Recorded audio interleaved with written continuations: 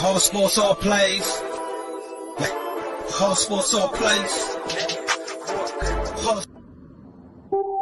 Rebel soul child got a fist ball, I'm a respawn of ancestors, and I'm blessed, They are not him, tell him fess up, I get checked up, hella carefree, nothing scares me, hella reckless, yeah, I got next up, right, no we not the same, cause see when I look in your iris, you likely to talk but not ready to ride, you do better keeping it quiet, my pen is ignited, my soul is enlightened, I like who I am, but I'm biased, the palette is right, and my drip is a fountain, I'm not like these regular guys, all of that talk is misguided, she like the way I make the tape print, but the way I make the words play is grim. I'm the reaper reaching for the kill switch, the label cut the check like the bladesman.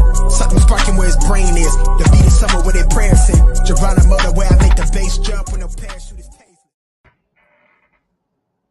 What's going on? What's going on? Welcome to another episode of Throwing Hands. What's going on, Josh? How you doing today? I'm doing pretty good, man. Today's my off day, so I haven't put myself through hell, so I'm just relaxing today. How about you?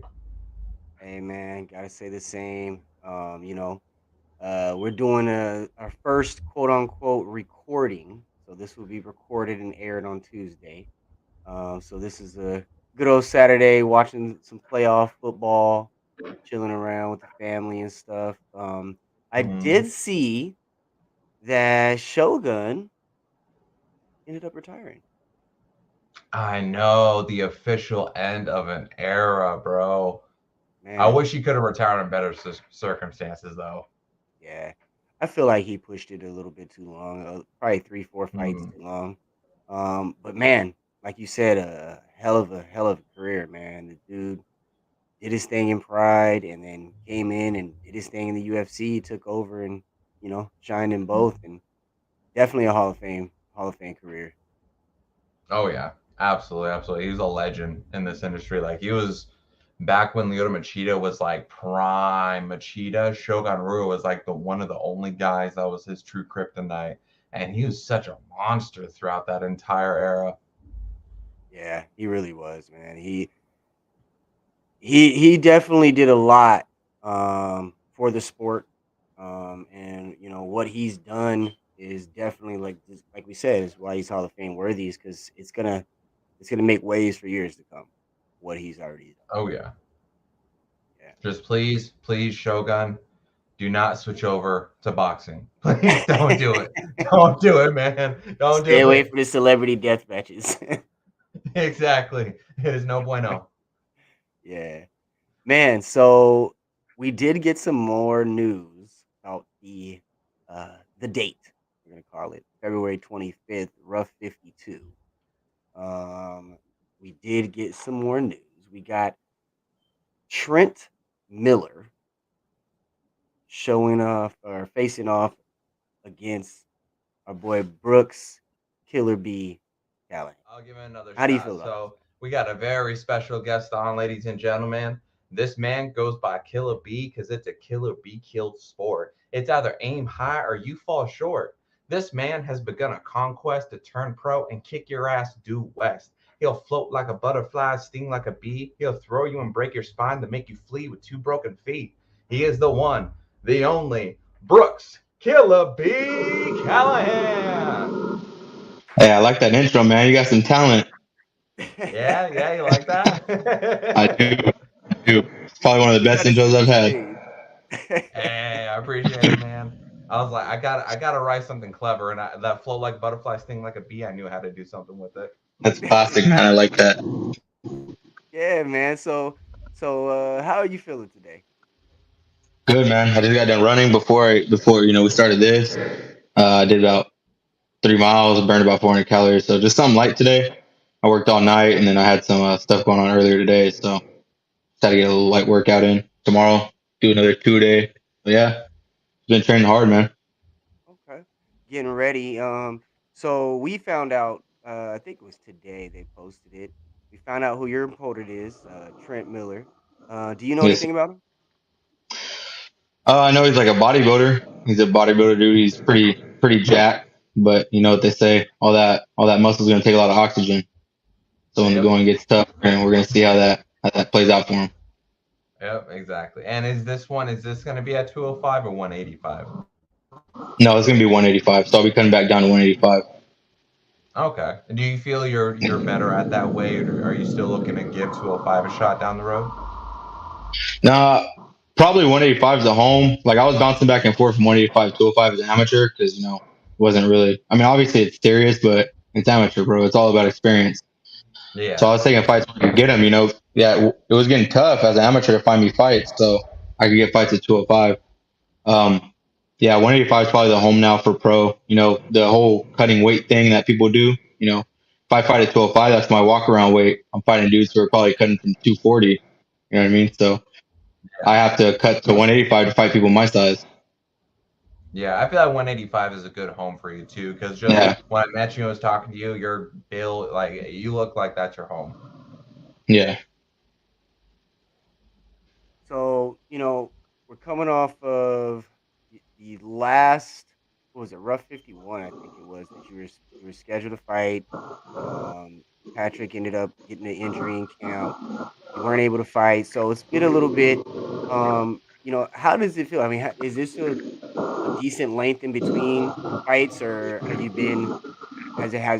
had this long of a layoff in between fights before?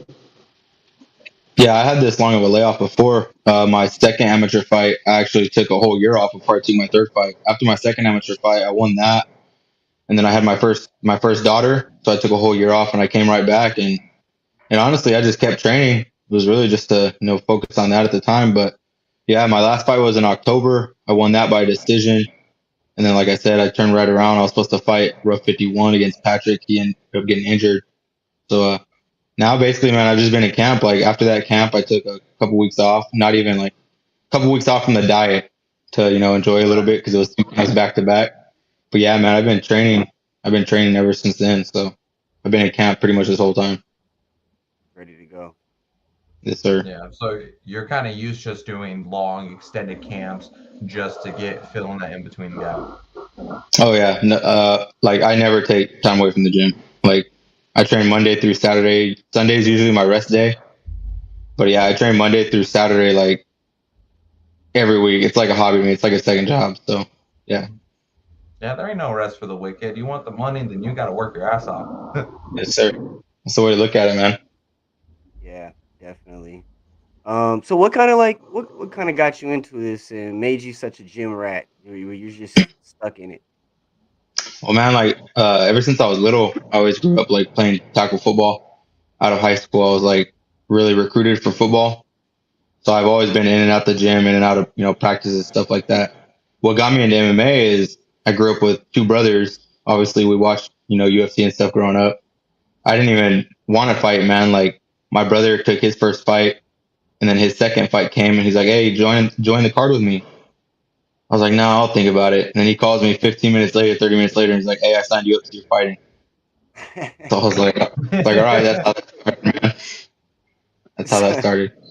so your brother got you into it the first time. Yeah, he did. Yeah, and man, ever since then, it's just been. I won that fight, and I was like, "Oh, this is cool." It's just like wrestling because I did wrestling in high school too. Like just Yeah, competition, one-on-one combat. And then, man, I've been hooked since. Yeah, So what and position so did you when play you, in football? Go ahead, Josh. oh no, go ahead. I was gonna ask what position did you play in football? I played offensive line, defensive line.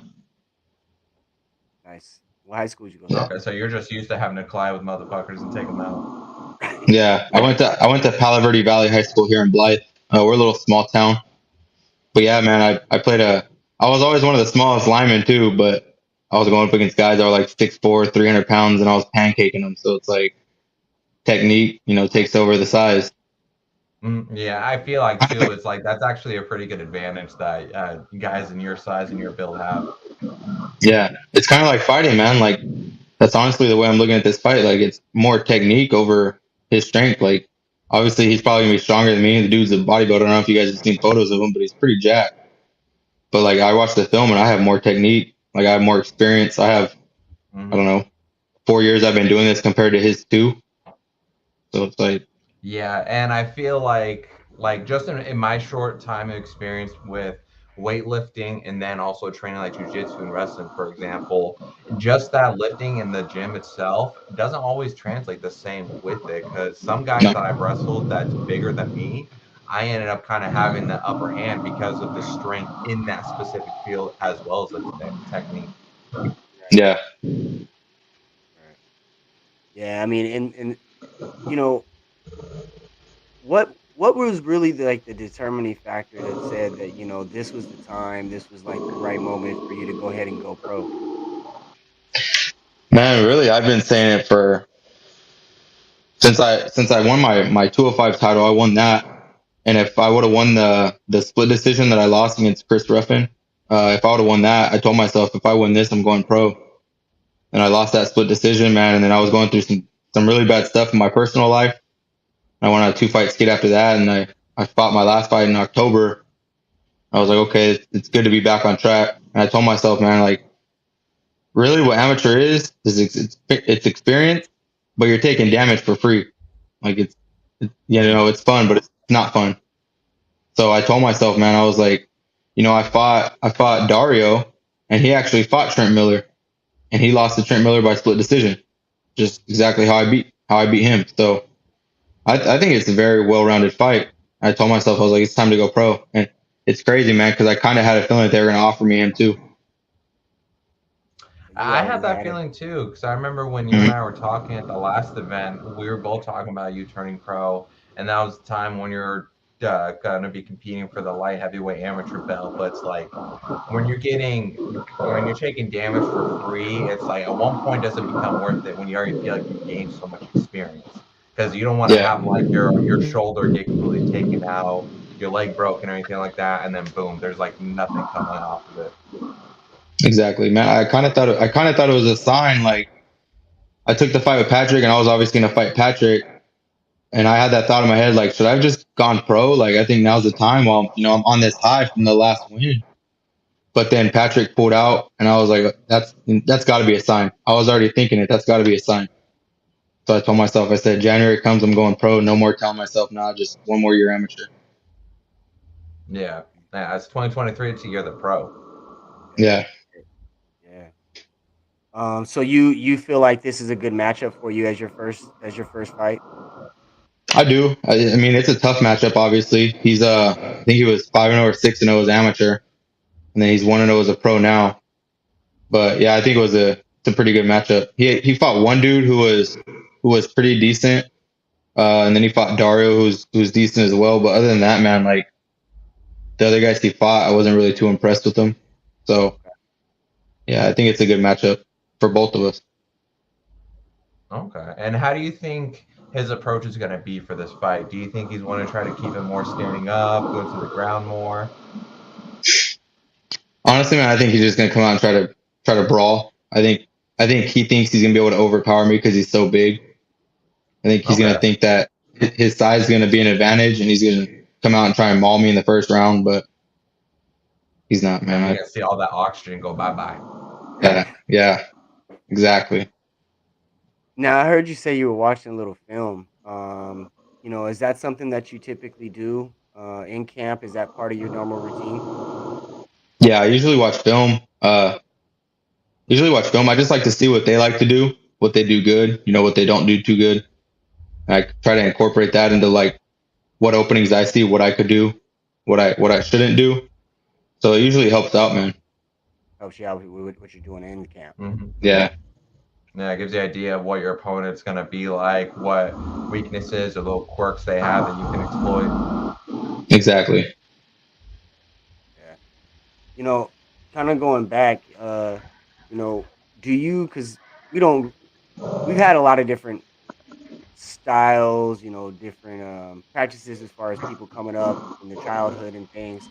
We haven't yet had a football player on that I know. So is there anything that you could take from your time playing football that you could kind of take into the octagon that you can still use, or that, from your time from that?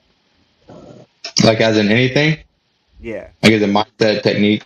Yeah, man. Just how it The kind of grit, prepares you for the fights now, or makes you better, or something that you can kind of say, "Hey, yeah, I yeah. got this from there."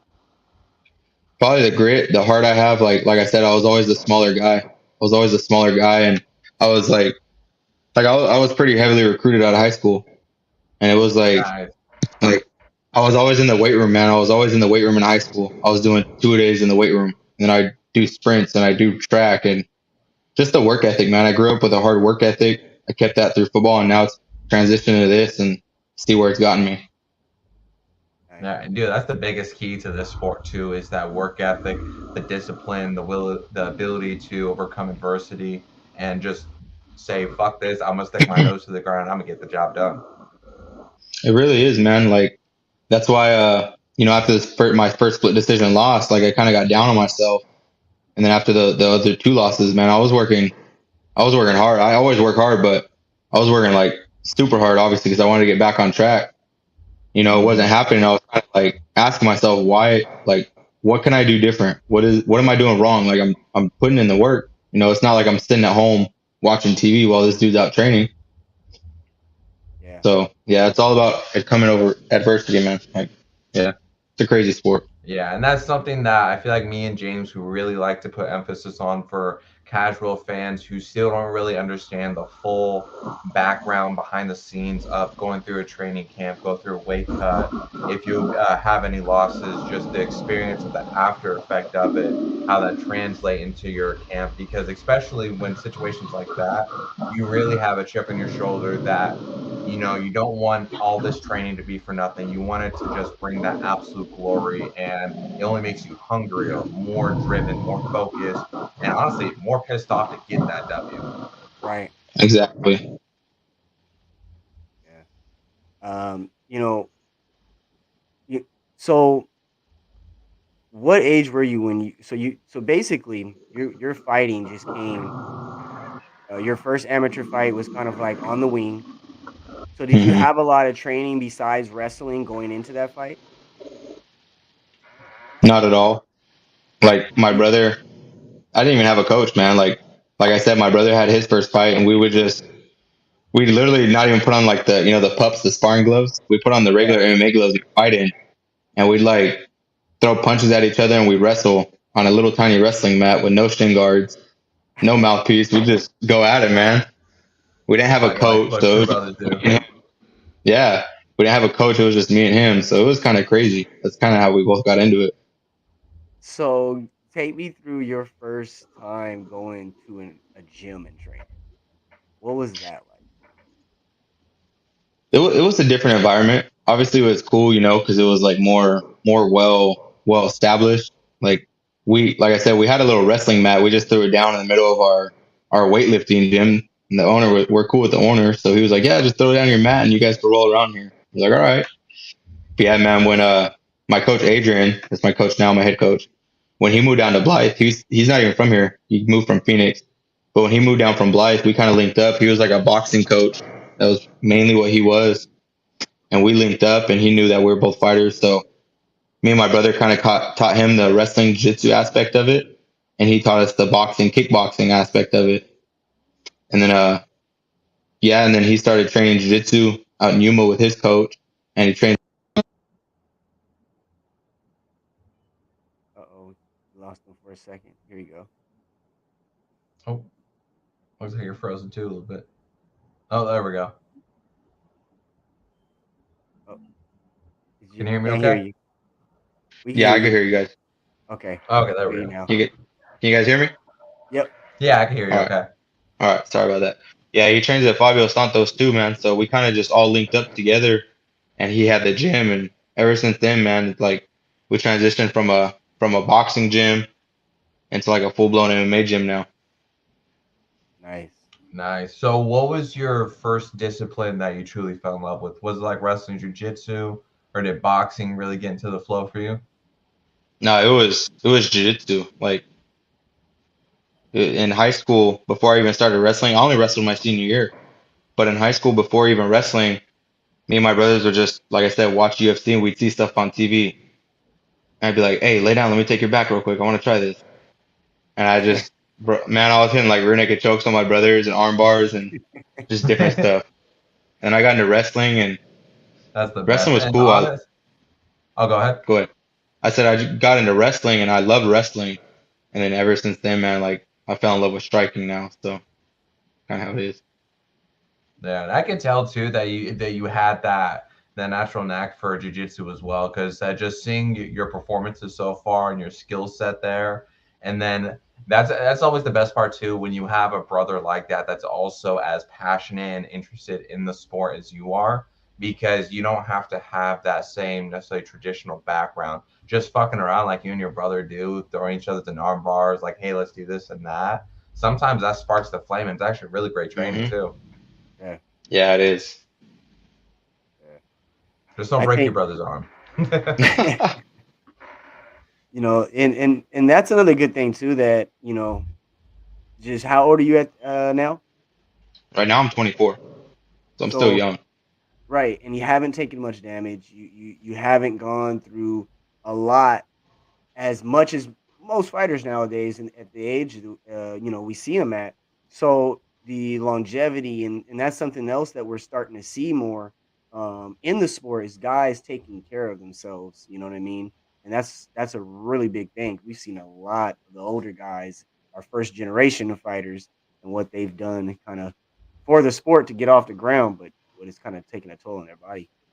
Yeah, exactly. Mhm. Like a lot of people say they're going in there to put on a show for the fans, and you see them fight, and they go in there and they're just straight hitting each other in the head, and like that's not good at all. I mean, yeah, it's fun. You want to stand there and bang it out, but me, when I Mhm. say I go in there to put on a show for the fans, I'm going in there to hit you with a little salt and pepper, hop out, hop back in, hit you with salt and pepper. You know what I mean? I'm gonna do some finesse shit. I'm not trying to stand there and get my brain bashed in. As Patrick said, mashed potatoes. Like, no, that's not me. That might be you. That's not me. Yeah, you want to piece them up and dodge those shots and then just take it out. Yeah, exactly. Yeah, and Yeah, I feel like the era that we're in now kind of focuses on trying to find that balance between just sacrificing the fighter's health to put on that greater show, greater risk of CTE, anything like that, versus more so playing it safe. And I feel like the crowd doesn't necessarily like that currently in this day and age, because they don't fully grasp why fighters are doing it like that. Because obviously you don't want to get your brain bashed in for 25 minutes and then face your whole life going through that. Yeah, right. exactly. Yeah. I think it also has to do with, there's a lot the numbers as far as fans are concerned are multiplied, quadrupled over and over again since it started. And I think nowadays, like you say, talking to the casual fan, or you also get the people that are kind of like just at the bar or around the situation, kind of watching as well. So you get people that kind of, like you said, they want to see entertainment in a sense. Hmm. It's the same thing like when we look at football now. They're trying to protect players. They're trying to make sure that they're protecting their heads and things like that. And people are complaining about it. This is the nature of the beast. They Exactly. want to see barbaric, barbaric. Hmm. Yeah, Exactly. yeah. Nate Diaz Speaking is Yeah, of, an like, example I used a lot for that exact reason. yep. Yeah, like there's a few opponents that I've beaten by just taking them down and ground and pound or taking them down and submitting them. And then like I see him a couple of days later talking shit on Facebook or Instagram, like all you did was take me down and ground and pound me or submit me. But I'm like, hey, who won the fight? This is mixed martial arts. This isn't fucking kickboxing or boxing. yeah, Yeah, exactly. You'd be like, I probably saved a couple years of your life and not Yeah, knocked you out standing exactly, exactly, up. literally, speaking of saving a couple years of your life, who's caught these slap offs that the slap tournament or league that UFC's putting on? Who's caught any of bro. them? Bro, I have a couple people not from my hometown, but a couple people through the MMA community that I know doing it. Good for them. Obviously, they're gonna make some type of money. They got to meet Dana White, but it's like, come on, man. Hats Like, are off. you are you are you that down low that you have to do that? Like, I Bro, Listen, don't know. I I don't won't know. be I don't agree with surprised it at if they all. have. Yeah, I wouldn't be surprised if like the contract they sign has something about CTE, because hands down that's got to be guaranteed with doing that. Bro, yeah, that's probably the most dangerous right now. You're literally standing there getting slapped in the face, rattling your brain around. The dude with the freaking balloon of a cheek, Bro, man. I I thought saw his that. shit was gonna pop. I thought his face dude, was I gonna just didn't even pop. realize from the angle it didn't even look swollen. It just looked like the muscles in his face just froze like that. Like, How long you Yeah, give man, it? How long does it last? that was bad. That was that was really I don't bad. know. I see that, man. It makes me cringe. Like, and I don't know if you guys have read the comments on like social media, but everybody's blasting it too. Like, this isn't good. Why are people doing this? Yeah, I don't know. that's what I Mhm. said. How long do you give it? How long does it last? I say a couple years just because Dana, but after that, like, I'm sure people are gonna crack down. Like, this isn't good for health. Josh, what you say? I'd say the same. Like so that's my same with like bare knuckle boxing. It's got to be like a few years before you start to see the ramifications. Because Yeah, yeah, it really taps into the fans to like, yeah, blood, like that gladiator style vibe. But then at the same time, the amount of damage these guys are taking from it, it's gonna add up very quickly, and I think it's gonna have a really bad effect here shortly. It is. I look. Isn't it ironic that Dana gets hit or gets caught? It caught in a bar slapping him and his wife have a slap off 3 days before the slap off tournament premiere. Like, man. Hey, he posted something on like I follow his Facebook page, Dana, and he posted something about he was driving down the hill in Vegas and something about this view. This view looks nice, or this view always rocks, or something like that. And somebody commented like that view slaps harder than you slapped your wife. Oh, bro. hey, Oh, I was like, if the man, people out there, we're not laughing at domestic violence at all. We're just laughing at the situation. Uh, Mm. it's very ironic that he has. I don't know, man. I don't condone the slapping competition. It looks like it's injuring people. I mean, I've only seen one show, and it looked like everybody on the show left injured. Yeah, yeah, they walked away looking like Rob Zombie. It was man. pretty And then bad, when they get slapped and they go down, like they have to have somebody trying in that split second catch them. Like there's man. been a couple that I've seen where they fall back and they don't get caught in time and they bang their head right on the floor. That What makes it about even the Did you dude? worse. see that chick with the mohawk who got knocked out? Yeah, that was Yo, wild. Dude, she hey, rolled forward. I just want to know Oh, why they're waking him up and they're getting the slap again. Like, what's the no? You're out. Like, just, we're done. Wave it yeah, you off. think they'd stop it? Right? No, I They're don't. trying to go off the left way rule set where you get like a minute to wake your guy up and get him back up ready to go, and then he can go get knocked out again. Nah, Yeah, it's I dumb. give it. I don't think it lasts through the end of the year. I actually had Yeah. somebody trying to I actually had somebody trying to recruit me to do that. I Oh just no shit. politely told him nah. I was like, I'll think about it, but it's more likely to be no. Like I'm gonna stick to MMA. He's like, well, you getting connects with Dana. I was like, bro, I getting connects with Dana through this. Like, Be I like, mean, I'll I'm tell you cool what, if Dana White and Tito Ortiz headlines the next card, then I'll do it. against each other. Yeah, Tito Ortiz versus Dana White. That'd be the golden one. man, Could you imagine that? The, Tito would go so far back, he'd reach into the dungeon of hell and just slap. Oh have Chell man, and Wanderlei as a co-main. right? Oh, okay. So I always ask these questions. Um, if you had to compare your style to someone, who would you compare it I actually know you guys asked this question, so I've been thinking about it for a couple of days now. to? Um, because I watched other interviews, so it's kind of tough, man. It really is a tough question. I can't imagine being put on the spot asked by it. So I've been You've thinking been doing it's your more, homework, huh? Oh, he's been yeah, prepared. yeah, it's mostly I would say closely to Robert Whitaker, Ooh, Robert and Whitaker's the reason I say that is because when he goes in, and he'll go for it. But he could also hop in and hop out, like I said, that salt and pepper. And he likes to mhm. throw kicks.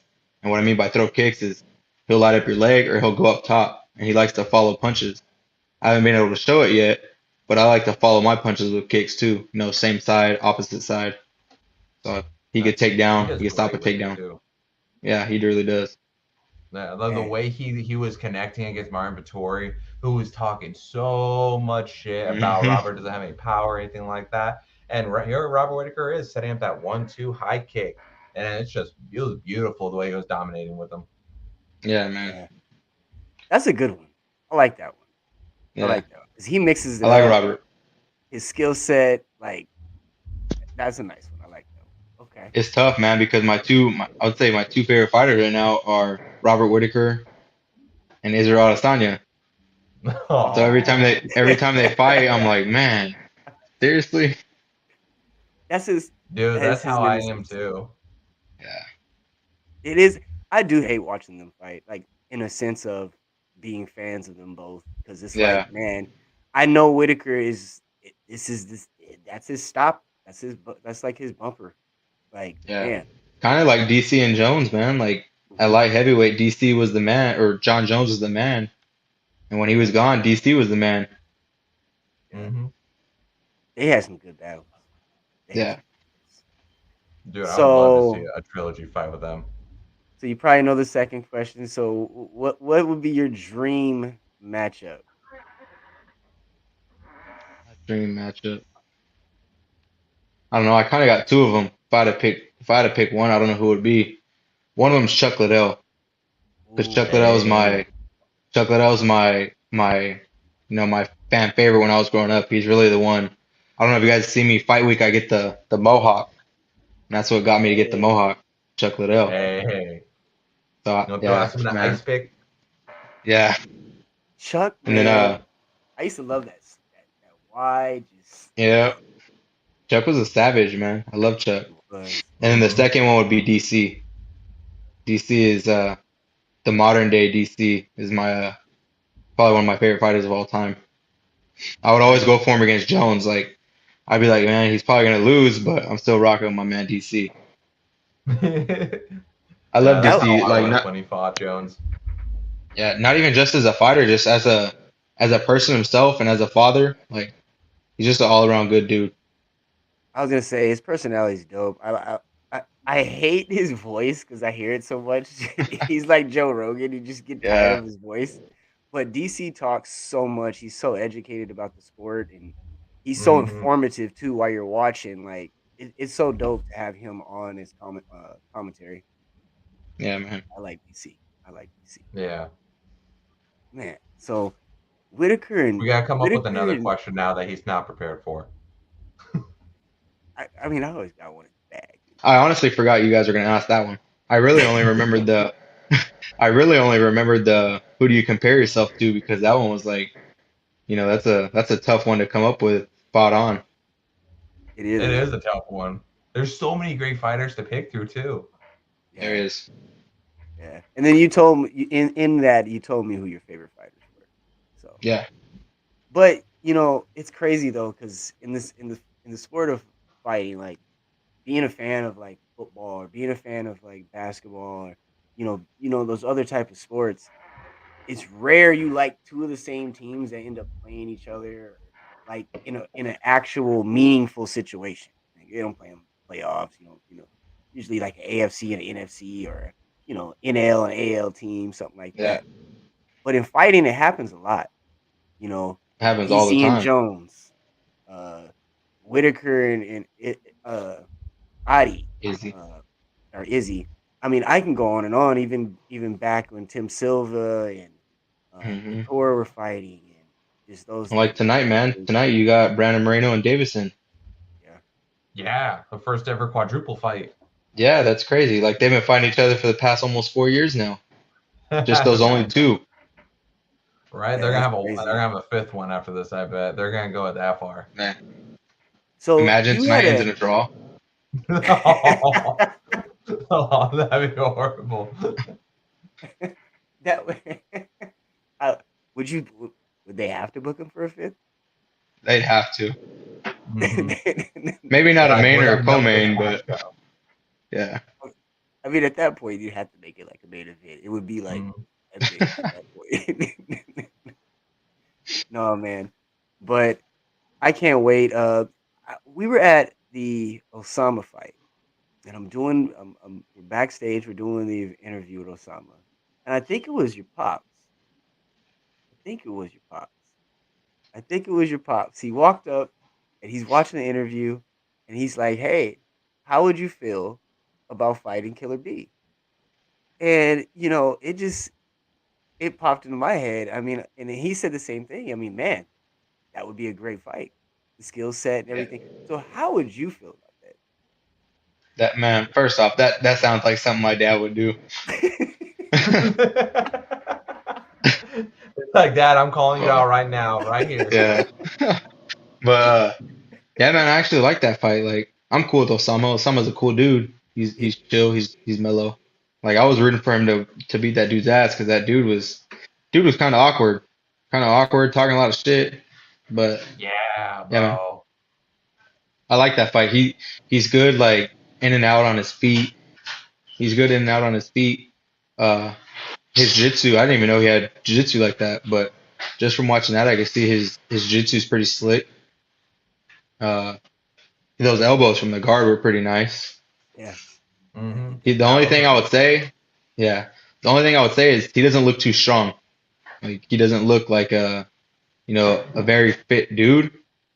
So I haven't really seen much of his cardio or really how strong he is. So that would probably be a factor I would want to test. yeah. I know. I about to take it to see it. Yeah. It might I be a like good that, one but down the road, man. yeah, Yeah. he It would keeps winning. I definitely keep sell winning. I tickets. I think he's supposed to fight too, is he not? I saw something about he posted fight news coming soon. I don't know if that's for Rough or another promotion. Got I my was actually eyes thinking out. about that too. Yeah, I've been keeping an eye out for it too. And Yeah, so this is here, I now I got a question. I'm gonna throw at you a little curveball to get your brain thinking. All right. Now, Brooks, for a coach, if you could pick any fighter throughout UFC history to be your coach, who would you pick? Any fighter throughout UFC history. They could be dead, alive. They could be out of the UFC, retired, or still current. Probably George St. Pierre. ooh, George St. Pierre. I like that. I like Probably that. because He's it's just just such a well-rounded fighter. yeah. That's exactly what I was gonna say. He was so well rounded. Like he was obviously primarily known for his takedowns, but Hmm. his striking was pretty good too that people slept on. Like the way he'd throw his Yeah. little Superman his Superman jab. I learned that from him. I actually throw a Superman jab. That's because I study his film like so much. The way he throw that Superman jab into the takedown is just beautiful. Nice, nice. I like that answer. yeah. Man, um, I do want to say, man, I'm glad you came on. Um, we were trying to get you on since the Osama interview, and right before that, actually, we talked about it. So I'm glad you came on, and I'm glad we were able to have this right after the announcement of your fight, so we were able to actually talk about it. Um, I'm excited for your pro debut. Um, you know, we're all excited to see you go out there perform. You got the skill set. I'm ready to see what you do with your career going forward. And before we get out of here, anything? Is there anybody you want to shout out, or anybody that you want to say something to? Yeah, I just want to thank you guys for having me on. I appreciate it. You guys are pretty chill dudes. Like obviously I didn't really know you guys. I met Josh. I don't think I met you before. Not But yet. yeah, you guys are pretty chill dudes and I enjoyed this. So I'd like to come back on, maybe after the fight or the week before the fight. I don't know, something. But it'd be Yeah. cool. Hell yeah, And then man. I want to thank my sponsors, Trevor, the Prime Leaf here in Blythe, Kim, uh, Blackbird, and then Daniel Garrett, Left Out Game Farm, uh, Black Belt Academy, and just all my fans, man. Like all my fans, my friends, my family. I've been through a lot of ups and downs in this game. Like I said, I was undefeated with all finishes. Then I won a 3 fight skid. Then I won a decision. Then I was supposed to fight. People bought tickets, wasn't able to fight. So, yeah, man, I just want to thank everybody that's been by my side. And this pro debut has been really a long time coming. I'm just happy now that it's here and ready to start getting paid and make it to the top. Yes, sir. Get that money. Right. Yes, sir. Get the bag. I definitely see you having a bright career ahead of you, man, and We're gonna be right there tracking it. You can come on anytime I you want. appreciate Just it. holler. And I we're appreciate gonna it. catch you in the post fight interview after you get the W. We'll be back there. Yes, sir. We'll get you a victory statement, and it's all love from over here. And Or something everybody else about the want Island Boys. So you got to talk to me better. not Killer B, huh? Oh man. Yeah, just everybody that wants to buy tickets. Everybody that wants to buy tickets, I think it's the celebritytheater.com. You go use code Killer B, KILL, and then the letter B, all capital letters. Yeah, man. Like I said, it's been a long time coming. I haven't had this fire lit inside me since I don't even know when the last time, to be honest with you. Like I kind of just kept doing it, fell out of love with it, but now the fire is back. I'm more than ready, man. I'm ready to show everybody that you guys are sleeping on me, but now it's time to wake up. Hey, I love that, man. I love that, man. When that spark lights and that fire goes, let that bitch burn like a supernova and just dominate. Yes, sir. Yeah. Yes, sir. Well, I know one person that better be woke on February 25th. That's Trent Miller. So Yep. And I it's hope he going has a good down. camp. I hope he has a good camp. Stay safe. Let's just put on a show. Yes, sir. Yes, sir. We talk about that all the time before we get out of here. We talk about that all the time. That's one thing I love about this community.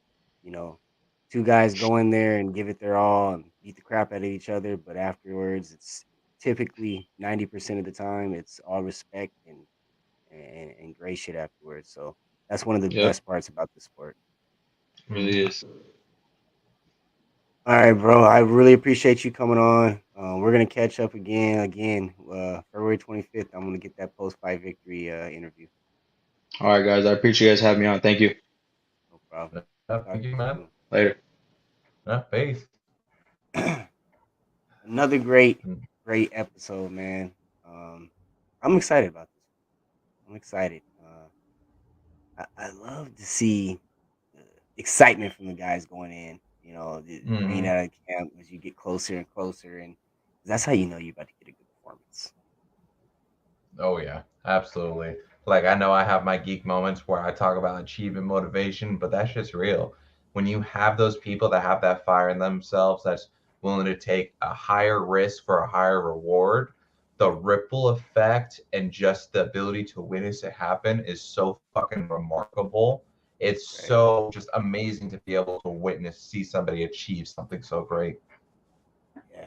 No, you're right, and I totally agree with that. And I'm excited. We're gonna keep you guys updated as things develop with Rough 52, February 25th, Celebrity Theater. And we'll go ahead and so guys, when you see episode 3 and we say Wait, episode say 2 again in and the cut out. beginning, I said, guys, when you see episode 3 and it says episode 2 in the beginning, it's because we got the Killer B show. So this Yeah, is going yeah. to be episode 2. Blurry. You gotta put Dos. it right here. Dos huevos. Dos. Anyways.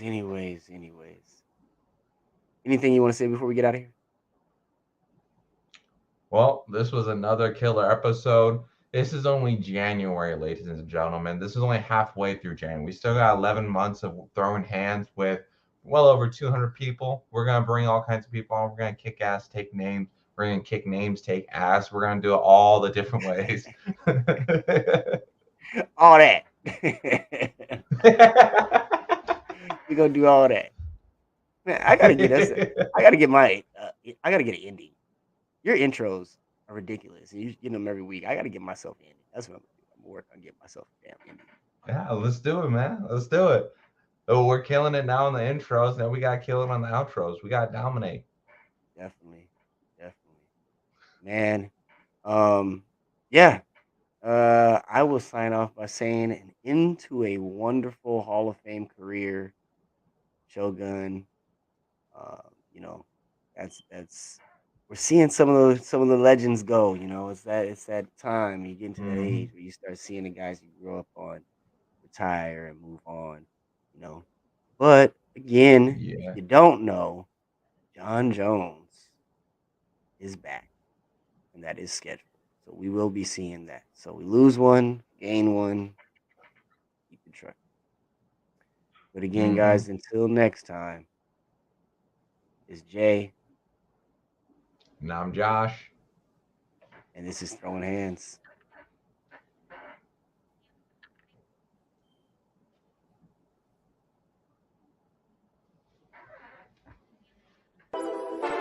Whole sports all plays. Whole sports all plays. Whole Rebel soul child got a fist balled. I'm a respawn of ancestors, and I'm blessed, They are not him, tell him fess up. I get check stub, hella carefree, nothing scares me, hella reckless. Yeah, I got next up, right? No, we not the same, cause see when I look in your iris, you likely to talk but not ready to ride. You do better keeping it quiet. My pen is ignited, my soul is enlightened. I like who I am, but I'm biased. The palette is right, and my drip is a fountain. I'm not like these regular guys. All of that talk is misguided. She like the way I make the tape print, but the way I make the words play is grim. I'm the reaper reaching for the kill switch. The label cut the check like the bladesman. Something sparking where his brain is. The beat is somewhere where they prayers in. Geronimo, the way I make Shanig, man. Fuck with ASAP Sports Network, man. Tune in, stay logged in, and stay mobbed in. You dig?